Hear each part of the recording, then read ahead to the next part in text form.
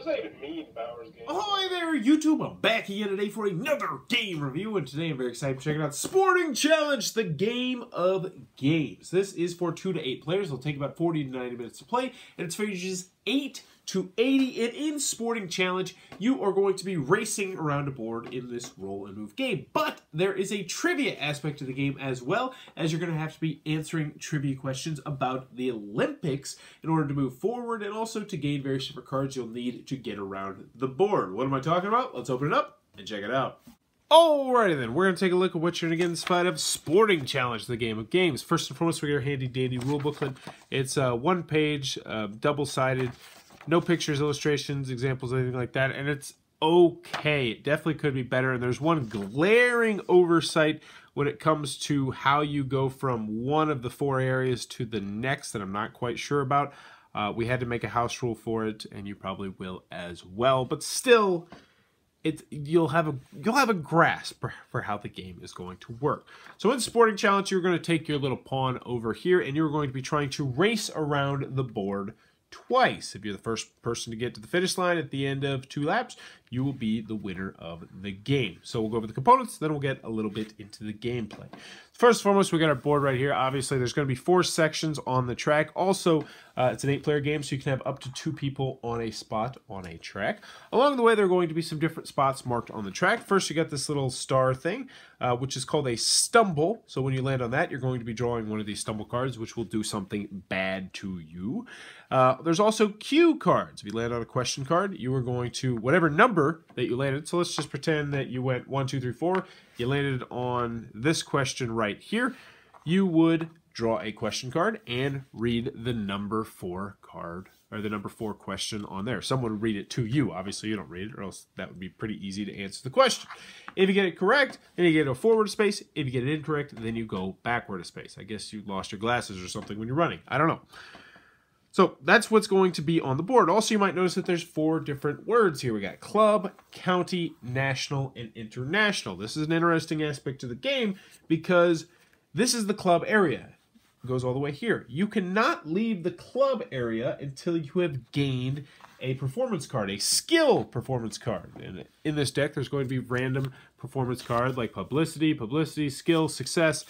You're going to need to have all 4 of those before you can cross the finish line and eventually win the game. But before you can leave the club area, you're going to have the skill. Before you have the county, you have to have the success.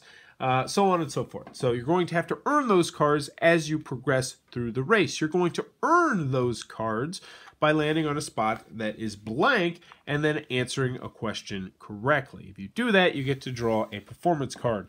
I think you draw it. The rules aren't very specific. We house ruled it so you get the exact card that you need. Otherwise, you would just literally be stuck there forever. Almost, well, not forever, but for a while. Because, yeah, we'll talk about one of the pros and cons. So, let's go into the gameplay and how everything is going to work. So, on your turn, what do? You roll a die. The game comes with 2 dice. I'm not quite sure why the game comes with 2 dice, but it does come with 2 dice. So, hooray, extra dice for you. You roll one of the dice, and you move that many spaces. So, when it's blue, they go 1, 2, 3, 4, 5. They are right here. So, the rule booklet talks about how it's a risk-reward type of thing, because what they are able to do is they could try and answer a question card, potentially, and if they get it right, they get to draw a performance card. However, the stumble cards are going to take away your performance cards.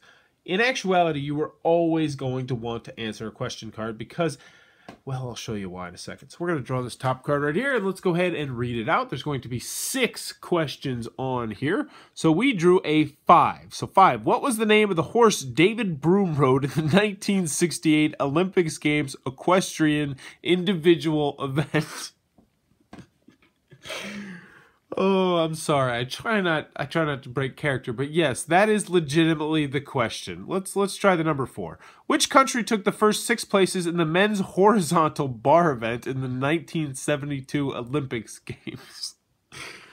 So as you can see, the questions are insanely difficult. So every time you're going to want to draw, you're going to want to answer the question because they're very hard to answer. Luckily, there are only 3 options, so you have a 1 in 3 chance of answering everything.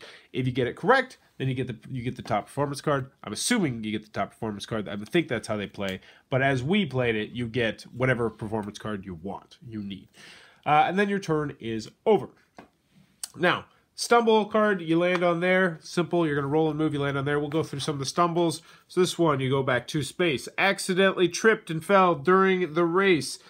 Fell in the water in the steeplechase. Go back 3 spaces. So these are go back. Miss a go, yes, because you could potentially miss turns. Answer a question card or go back 2 spaces. Some of them will have you lose some of your cards, like lose skill, lose publicity, so on and so forth. You never want to land on the stumble cards. Granted, it's completely random if you do that.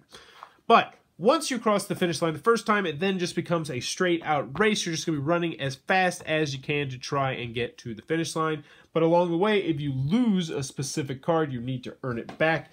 But whoever crosses the finish line first is going to be the winner of the game. And that, in a nutshell, is how Sporting Challenge is played. Alright then. Sporting Challenge, the game of games. What are my final thoughts? Let's go over the pros, let's go over the cons. First, on the pro side, if you like trivia games, this is definitely a trivia game. If you are a huge Olympic fan and memorize things about the Olympics, then this is a game for you. You're going to crush everyone at this game. The components are perfectly serviceable. They're nothing to shout about, but they're not terrible. The cards are a little bit flimsy, but they're serviceable. There's tons and tons and tons of questions. Each card has 6 questions, and I mean, there's just a boatload of questions here, which is really good. So there's replayability if you do like the game. The box is colorful and appealing. I like the box. I mean, a lot of colors. And that's what I got, unfortunately. I was very excited to play Sporting Challenge. I really was. I love sports, NBA, NFL, baseball, golf, hockey. I enjoy a game of sport. I enjoy watching tennis. I enjoy watching, curling from time to time. I like a lot of sports, so I was very excited about this game. I like trivia games. I don't mind roll and move games. I was like, all right, this is going to work out. I was quickly just absolutely decimated by this game, and I'll be brutally honest with you. Normally, when I review games, I try to review it.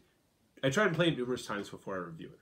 This one, I didn't finish 1 game of it. I did not finish 1 game of it. Do you want to know why I did not finish 1 game of it? I'm about to show you one of the cons. I'm going to draw a completely random card from the top of the deck.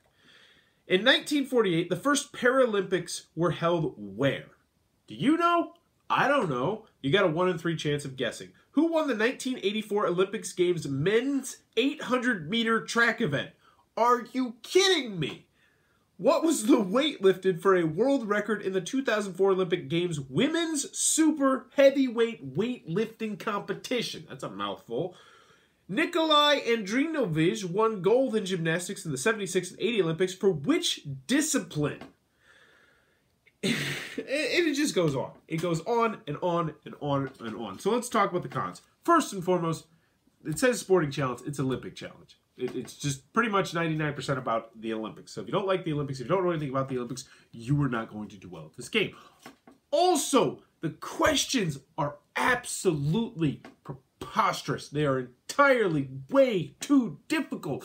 Unless you have a photographic memory and just an obsession with the Olympics, you're never going to know these questions. They're dumb, stupid dumb.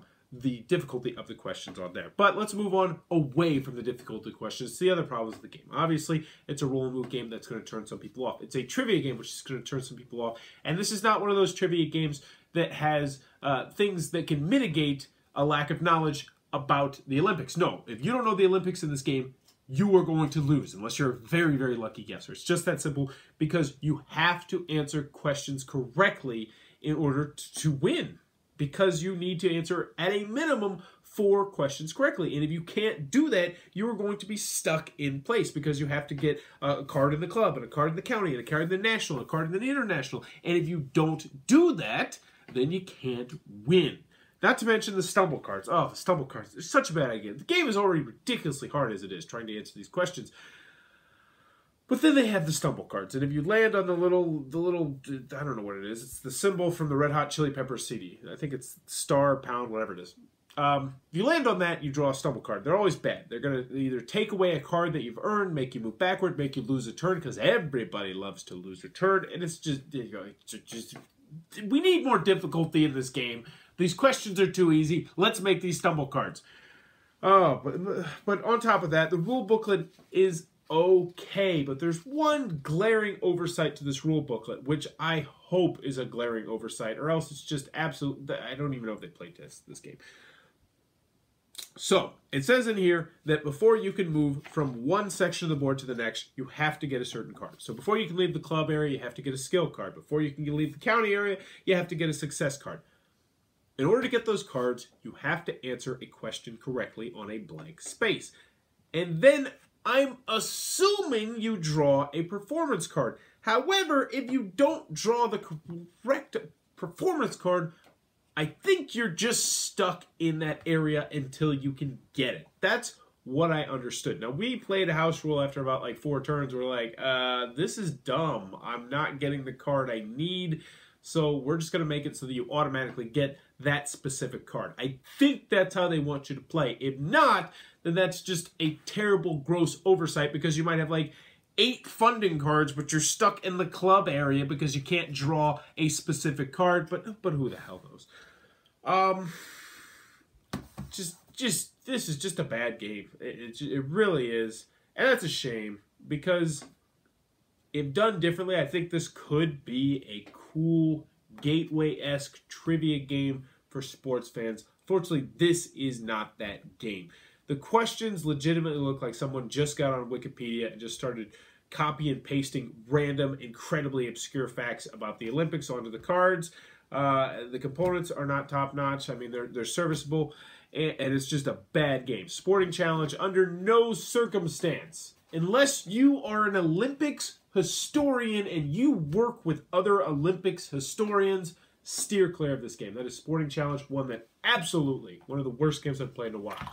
If you enjoyed this review, please be sure to click on the subscribe button down below in the comments below. Let me know, Olympics, yay or nay? For me personally, I go with nay. I've just never been interested in the Olympics aside from specific events. And I think the main problem is just most of the events I don't care. And it's just, I don't know. I think if I was from a smaller country, like if I lived in like a Uganda or something like that, I'd be big in the Olympics because it'd be us against the world, but I don't know. The Olympics just don't do it for me personally. But do they do it for you? Let me know in the comments below. And as always, thanks for your time, YouTube.